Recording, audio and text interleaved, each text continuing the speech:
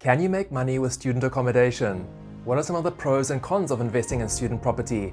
And what do you need to know before getting started? We'll answer all these questions and more as we discuss a personal case study of a student house we bought a few years ago. But before we get into the video, we're excited to announce that this week we're collaborating with Justin from the Young Investor account on X. And as part of our collaboration, we'll be giving away some free copies of our powerful property investing course. All you need to do to get your free copy is 1. Subscribe to our channel, and 2. Leave a comment below. We'll respond to your comment with your free copy of the course. Okay, let's get into the video. Now, according to various sources, there's reported to be a shortage of between 500,000 and 800,000 beds in student accommodation by 2025. That's a pretty massive housing shortage for our local South African students. And whilst this is not great for students, this does present a pretty exciting opportunity for investors. Because of the accommodation shortage, student property is widely considered to be one of the most resilient, recession-proof types of property investment in South Africa. And as an added benefit, prime student accommodation can often be rented at a premium compared to other types of investment property, especially if all the boxes are ticked.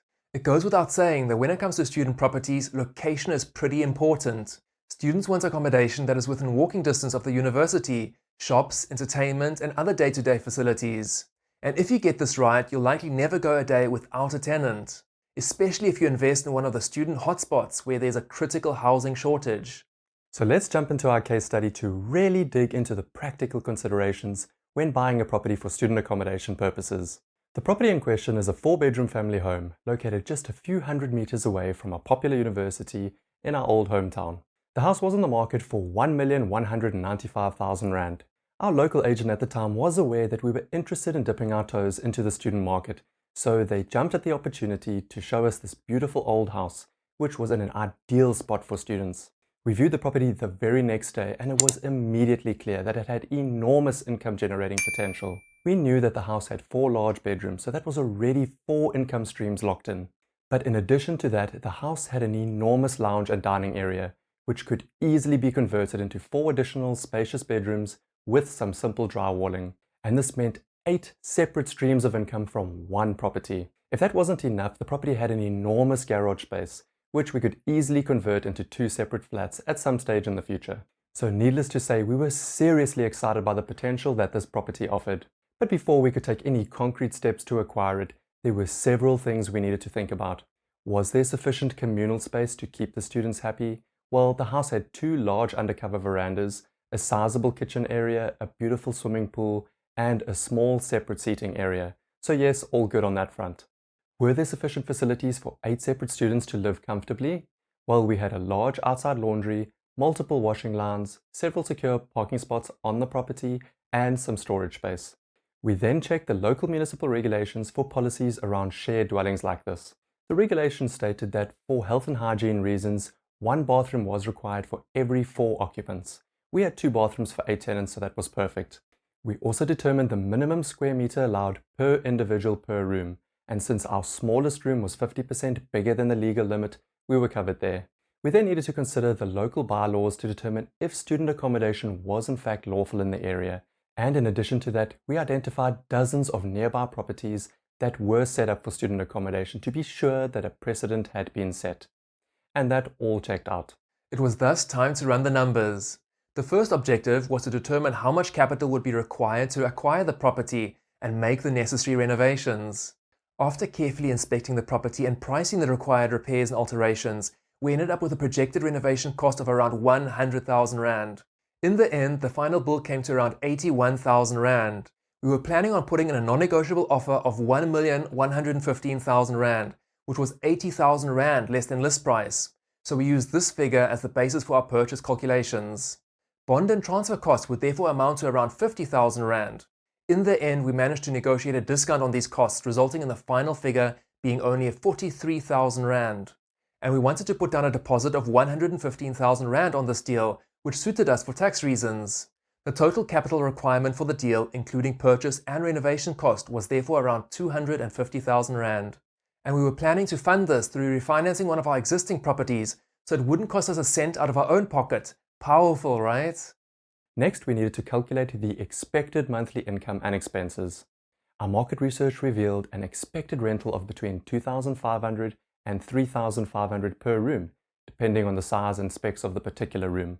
We ended up charging 2,800, 3,000 Rand and 3,300 Rand for our rooms. The rent would be an all-inclusive rate. Water, electricity, Wi-Fi, general maintenance and weekly cleaning would all be included.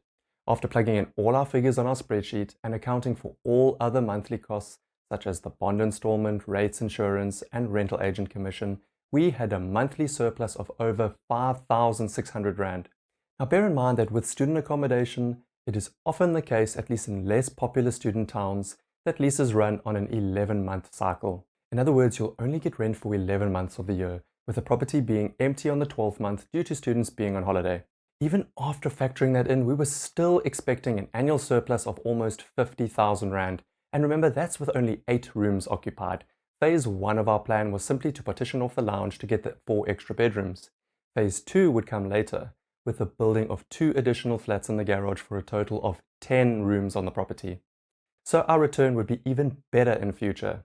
But for now, our projected return strictly from income and ignoring capital growth was almost 21% per annum.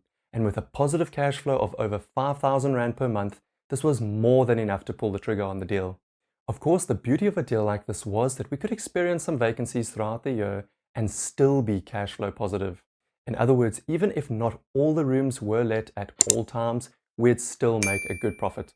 Now, as part of our agreement with the seller, we negotiated to take early occupation of the property so that we could begin renovations prior to transfer.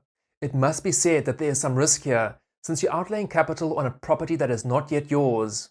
But we were happy to take the risk in order to ensure that we could have the property ready to let even before it was transferred into our name. Obviously, the earlier we could get tenants in, the more money we could make. And so that's exactly what we did. Now, we understand that not everyone will be ready to jump into a project of this size.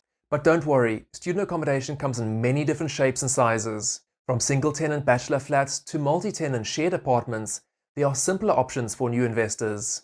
But if you're interested in student accommodation, here are a couple of pro tips to point you in the right direction. Always do your homework properly. This includes thorough market research, proper inspection of the property before purchase, municipal bylaw inquiries, and financial calculations. You simply cannot take shortcuts here. When it comes to student accommodation, furnished places generally get filled much faster, so factor that cost into your calculations. Apart from a good location, there are 3 additional requirements for most students. A property with good security, which is reasonably affordable, and importantly, that is clean. You must get these basics right. Unless you have a lot of experience with rental management, we recommend employing the services of a rental agent who specializes in student accommodation. Managing multiple tenants on the same property can be a lot of work, and conflict does arise on occasion, so it's best to leave this to a professional in most cases. Now, if you'd like some advice on how to find a great rental agent, we suggest you take a look at this video now. Otherwise, here is something else that may interest you. We'll see you over there.